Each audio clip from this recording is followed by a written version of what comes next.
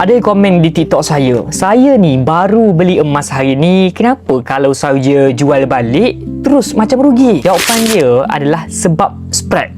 Sebab itu mentor saya, Tuan Muhammad Zulkifli Syafi'i, selalu pesan, sebelum kita nak mula menyimpan emas ni, kita kena faham dulu. Faham apa?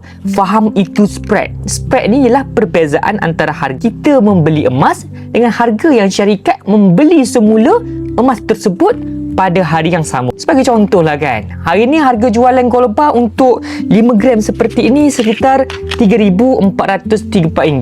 Tetapi jika anda menjual semula pada hari yang sama, harga belian semula sekitar RM3,125. Perbezaan dia kira-kira RM309 ataupun sekitar 9%. Itulah yang dipanggil spread. Sebab itu, kalaulah anda membeli emas hari ini, jangan mengharapkan esok terus untung. Tidak. Harga emas perlu naik melebihi nilai spread terlebih dahulu sebelum anda mula melihat keuntungan itu. Itulah sebabnya emas ni lebih sesuai dijadikan simpanan jangka masa panjang. Bukannya beli hari ni dan jual minggu depan, no. Selain spread, jangan lupa juga tengok syarikat yang anda pilih. Adakah stok emas sentiasa ada? Adakah mempunyai banyak cawangan untuk urusan jual beli semula?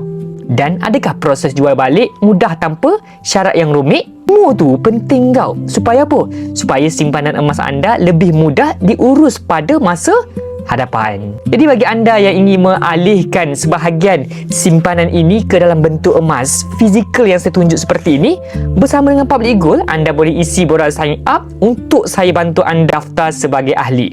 Saya juga akan kongsikan cara dan strategi simpanan emas yang sesuai untuk matlamat kewangan anda.